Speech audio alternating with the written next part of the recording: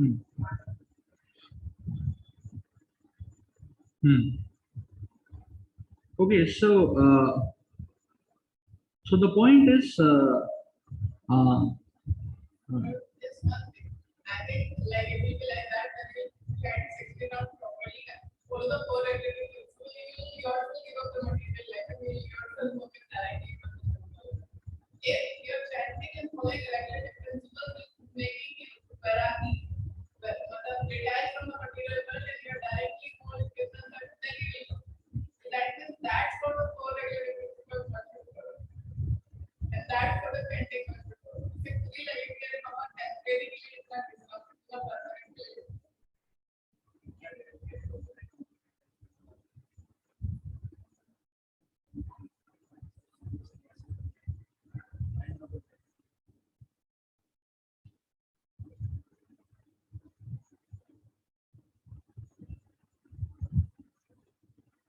hmm.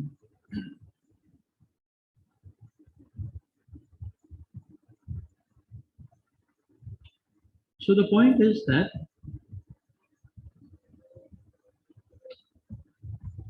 when we add other desires at the cost of our spiritual life, then definitely our spiritual life suffers. Uh, Now, as regards, okay, um, working and being in material circles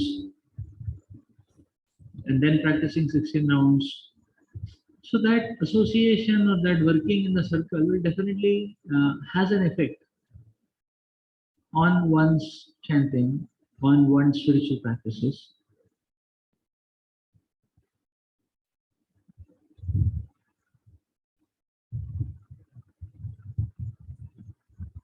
Definitely, it has an effect.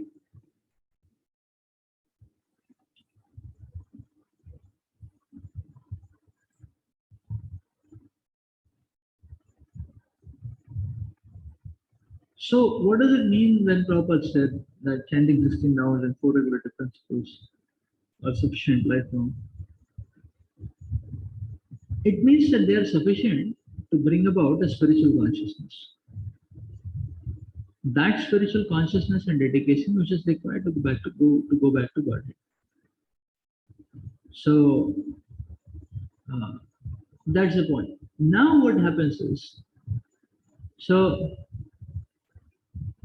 now what happens is, if we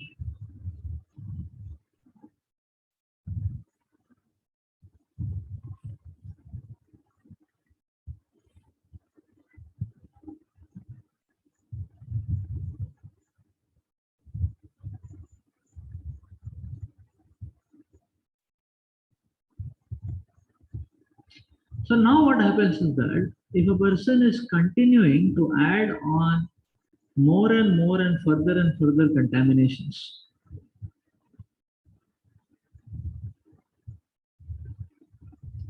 then he's changing the equation. Then he's changing the equation. And then one says, okay, I can just chant 16 rounds and four regulative principles and continue to do anything. Will I go back to Garrett? May not be the case. Because 16 round chanting gives a certain kind of consciousness, which triggers one towards dedication to Krishna. But if one adds too much of material factors or material degradation inside his heart, then the entire equation changes. Then that much slowdown or blockage will happen. So therefore, a sadhaka should be very careful. One can never be carefree on that factor that as soon as I finish 16 rounds, I can do anything in this world other than service to Krishna. Uh, so other than service to Krishna. Therefore, a sincere sadhaka, as a sincere sadhaka, one should not take too much chance. It may be risky. It is best to be focused. It is best to not to try alternatives. It is best not to take chances. It is not. It is best not to be defined, to test the limits. Okay, till what point it's spiritual, but you don't play around like this.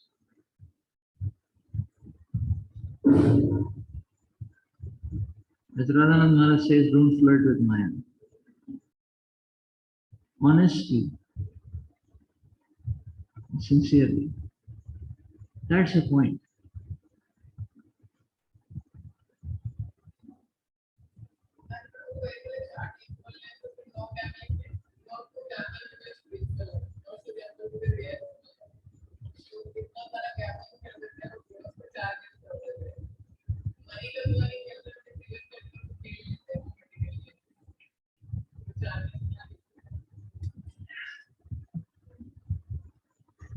So now the Vedas are prescribing basically a progression of intensification of the dedication along with age.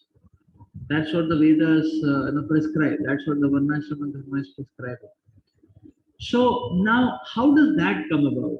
See, that comes about in a setting that yes, a sincere person with the passage of time, he's getting more and more purified. His dedication will increase. So what is the healthy benchmark criterion? The healthy benchmark criterion is at any given stage, every sadhaka should try the maximum stretch of dedication from his side. One should try the maximum stretch of dedication from his side. And in the absolute scale, it may be a long road to go further. Maybe somewhere, but it may be a long road to go further. In that case, in due course of time, the dedication will increase. That's fine. But if one takes the Varnashrama sitting as an excuse to become, to justify his slackness, his dedication may not increase with time. So if we cheaply say that, I will be more dedicated when I am Vanaprasan, and Sanya, those stages after 50. Till that time, let's have some money, let's have some property, let's have some bank balance, let's have some position, and so on and so forth. So then at 50, the necessary vairagya, the necessary determination, dedication may not come. So what should one, what should we once focus? Not to take it casually and cheaply. That okay, this is not my stage. I can be a little cool and peaceful. So yes, you'll be cool and peaceful, but then after 50 also same tendency will happen. And 80, 70 also same tendency will happen. Like that. So for whom that Varnashrama elevation will work? The elevation with time and age. For one who is trying his best at any given stage.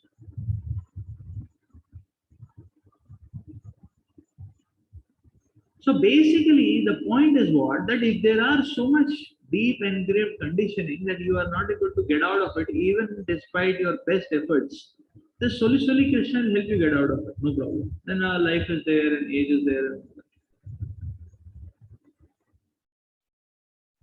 But if one doesn't have conditionings, he can surrender to Krishna, he can be more dedicated, but then he is saying, no. Varnashrama is saying, at 50 will increase the gear. Oh, that stage will never happen, may never happen. So that stage may never happen. That's the point actually. So therefore, every devotee should try his best. If we do our best try, see, best effort is what is called as sincerity. We are sincere, Krishna will help us. If we find loopholes, we may get drowned in that loophole. That's the point. So this is workers in three modes. Very interesting.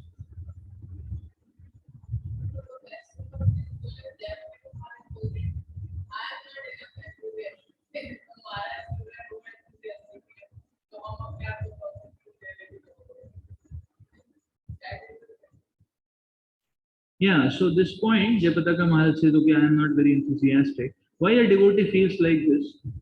Because See, a genuine devotee, why he will always feel like this, because although he's trying his best, but he understands that that is not the best service.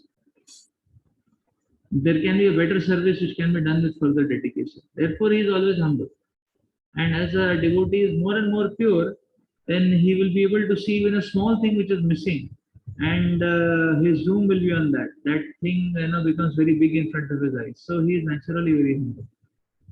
Even if he is getting 99.9999, that 0.0001 appears to him as 1000%. That's why. But in general, any genuine devotee will feel like this.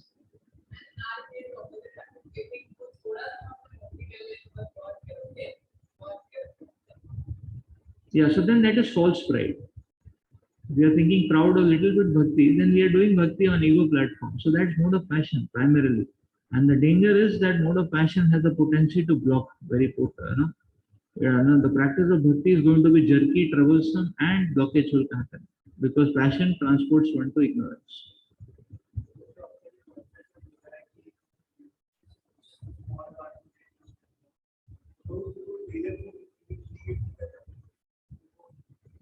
No, see, a pure devotee can do that because he has a very strong foundation. So that stage cannot be artificially imitated. We have to understand, okay, for us, we don't have to say that, okay, there is a small problem in me and then let me make it big. Already big problems are there. Huh? We try to zoom too much over it, we'll end up in an inferiority complex and depression and all that.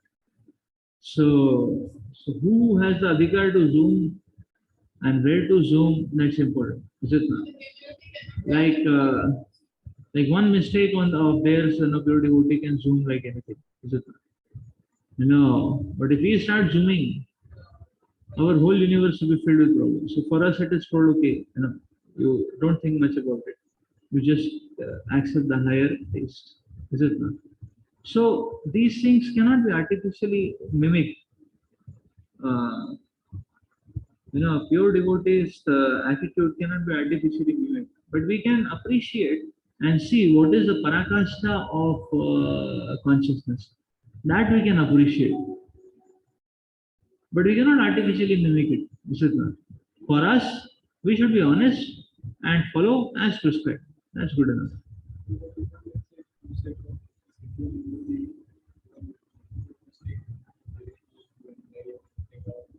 He will be serious about it. But that doesn't mean that one starts just harping about it. Pure devotee can do that. We start doing that, we'll end up into depression, 100%. No, inferiority and depression. So therefore, the Shastra is telling tolerate your anarthas. Understand that anarthas are not going to go away in one day. Live with your anarthas, but aim high. Like that, because if we don't learn to tolerate anarthas, we will end up being paralyzed. Yes, so one doesn't zoom on it, think about it too much. But that doesn't mean one is careless about it. That doesn't mean one is sleeping, okay, anartha, let it come any number of times. No, he is working on it. But he doesn't want to he doesn't want to become anartha conscious. A pure devotee can take a trumpet and blow it around the world. With one mistake, he can broadcast it to the entire world. That this is my mistake, therefore I'm so far. Pure devotee can do that. We start doing that, we won't be able to function. That.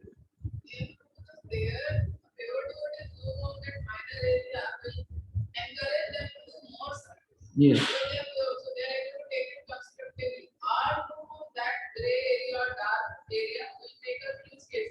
Yes. Yes. Yes. Yes. Yes. That's it.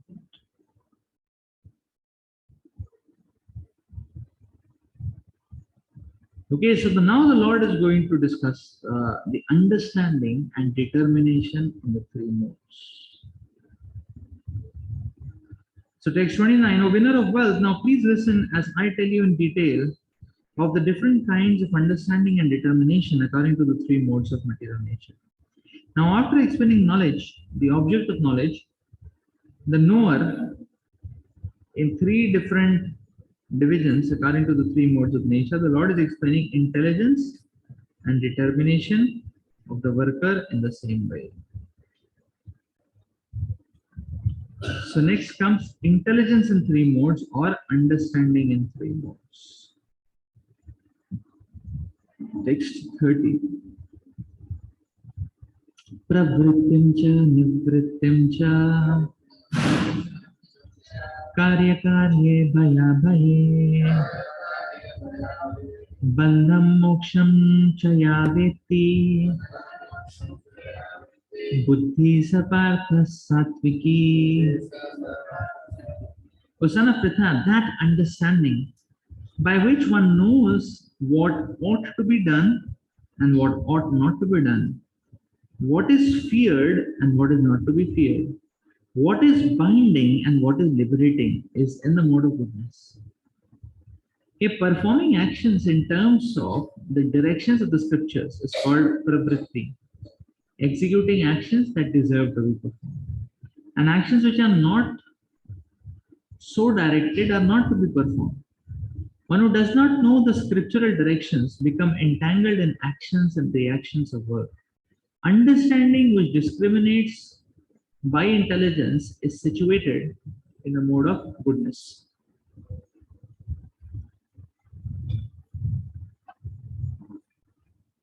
Yaya dharmam adharmam cha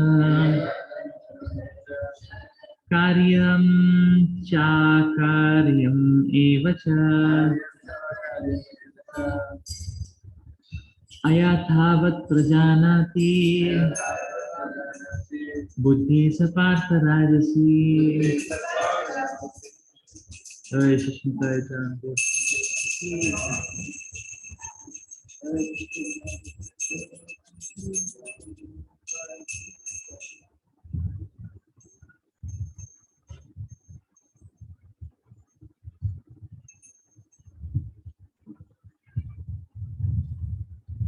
O son of Pritha, that understanding which cannot distinguish between religion and irreligion, between action that ought to be done and action that should not be done, is in the mode of passion.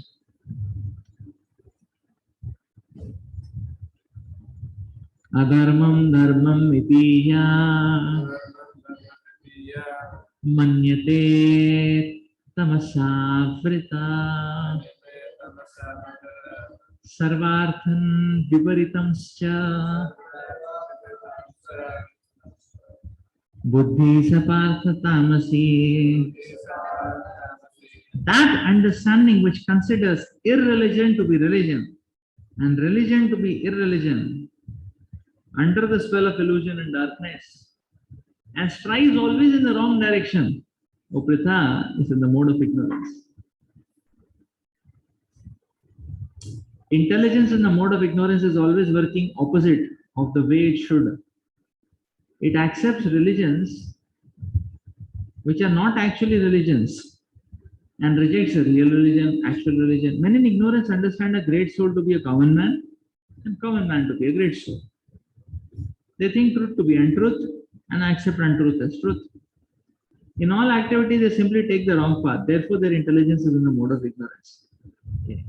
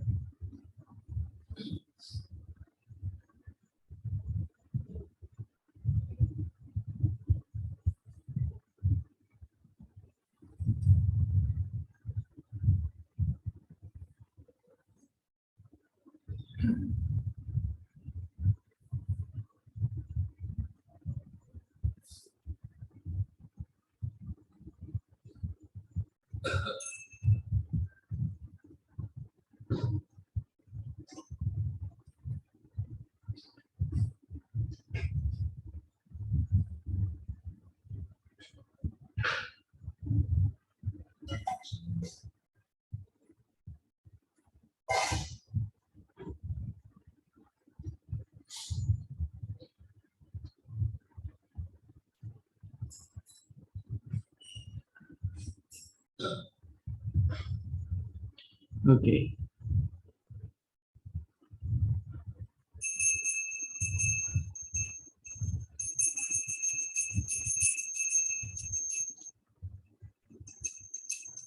So the Lord has given a very interesting definition here.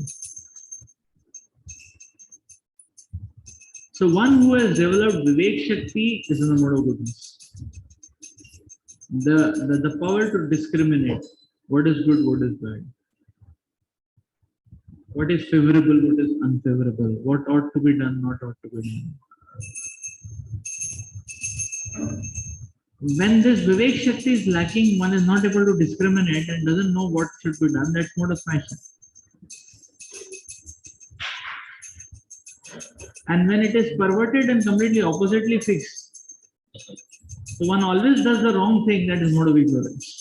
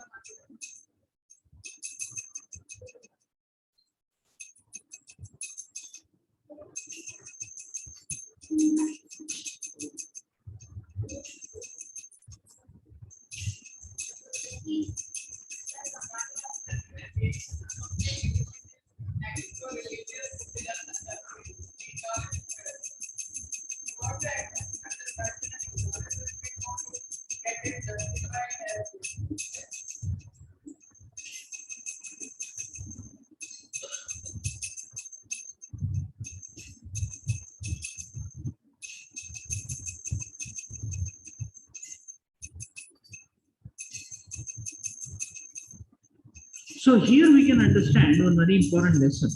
See, the point is the process of bhakti is a path of clarity. If we are lacking clarity, that means there is some discrepancy. We are lacking clarity, that means there is some discrepancy. Because you see,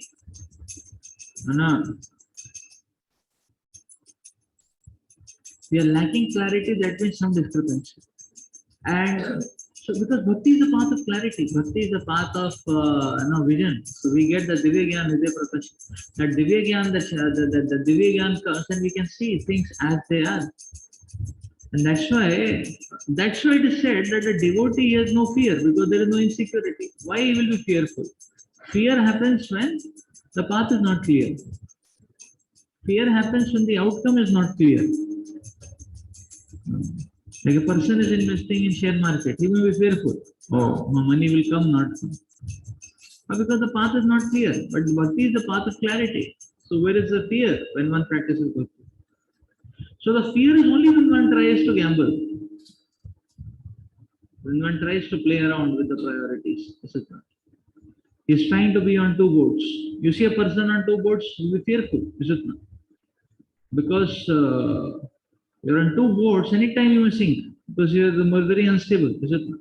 If you're on this boat, little more stable, that boat, little more stable, but both the boats problem, is it not?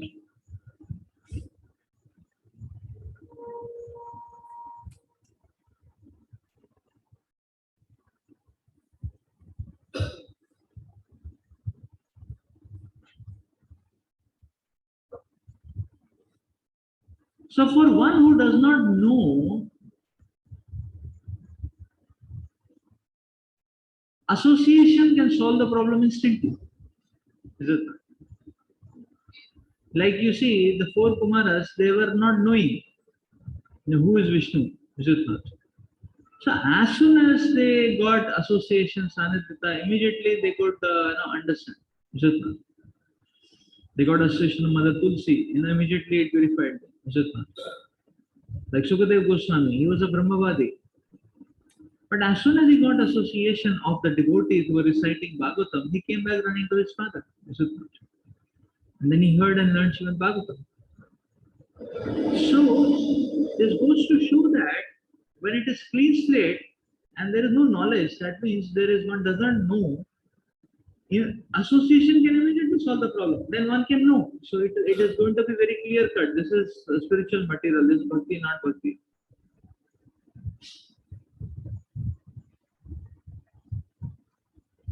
So the case where association is not solving the problem immediately means the anarthas are blocking us, the material attachments are blocking us. So that is what is leading to an unclarity. Because otherwise, like Prabhupada will say, okay, if you don't know who is God, we are telling you, why don't you follow?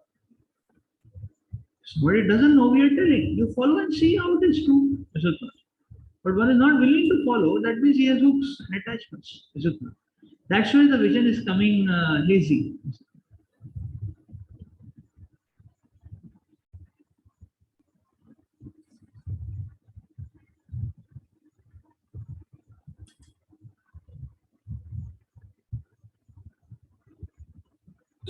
So in that case, one has to do homework. Is it not?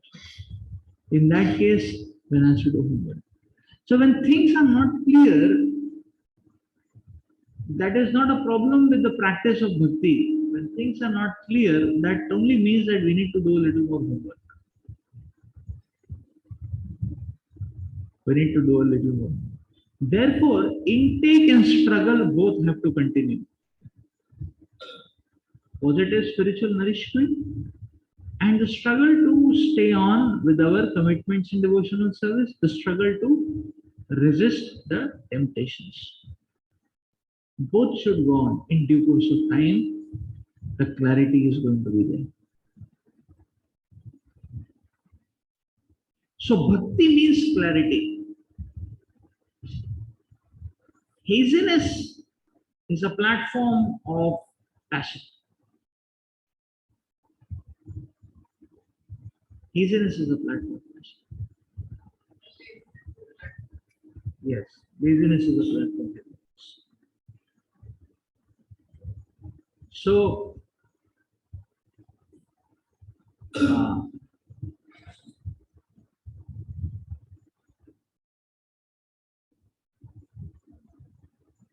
so when concepts are wishy-washy, intake and struggle should be is the remedy to get out of it. When concepts are wishy-washy, that means a platform where one is say you see many times this sometimes devotees are on a cento platform. It's a cento platform. They want to do bhakti also. They want to do other things also. The cento platform. So that yeah. So that means that that level of clarity has not come. Is it not? So one has not come to an understanding in the mode of goodness. Because mode of goodness means there is no stoppage to action now. One is clear, the execution is clear, no blockages on the pathway of execution. When there is haziness and blockage on the pathway of execution, it's definitely passion. So a cento platform will be like that. Person says, no, I want to practice, but then this is the problem. I want this also. That way. So that's a problem. So the understanding in the mode of goodness. The understanding in the mode of goodness, one is able to understand, higher dharma, lower dharma. Higher dharma, lower dharma. Like one may say, okay, if I leave my ambitions, say, okay, how to handle parents, like that. No, we want good for parents. I want that parents are happy also, and I want to be serious in Krishna consciousness also. So how to lower down or tone down the ambition? So this means that the understanding has not come to the mode of goodness because there is a center platform. Now, so why? Because now, how can surrender to Krishna be inauspicious for any person? That's a very simple point, isn't it? That's a very simple point. So therefore, so clarity is important. That when I am taking shelter of Krishna, it is going to bring auspiciousness for everyone. I am taking shelter of Krishna, it is going to bring auspiciousness for everyone, like that. So, so that's clarity. That's mode of goodness. Therefore, mode of goodness is mode of goodness. That's mode of goodness because one is able to understand that beyond the superficialities, beyond the titillations, this is just like a child. Parents, ensuring that the child gets an injection, although the child is a bit fussy about it. But he gets injection, he gets cured of his disease, the child. And he gets cured, he can also feel that how, in due course of time, the child can also feel how it was a beneficial move. Like that. But the parents are very clear right from the beginning. So they don't get lost in the superficialities of what's happening. Like that. See, goodness is like that. Goodness is like that. The a sadhaka is never hard-hearted, but a sadhaka is far-sighted. You see the point? So sometimes people say that okay, one is serious in devotion or service, probably is hard-hearted to his parents and so on. A devotee is never hard-hearted. He's far-sighted. He knows that this is going to bring greater benefit. Like that. So this is goodness. This is goodness. And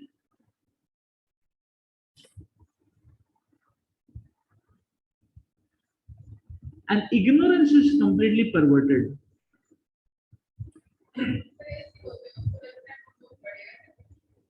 Ignorance is completely perverted.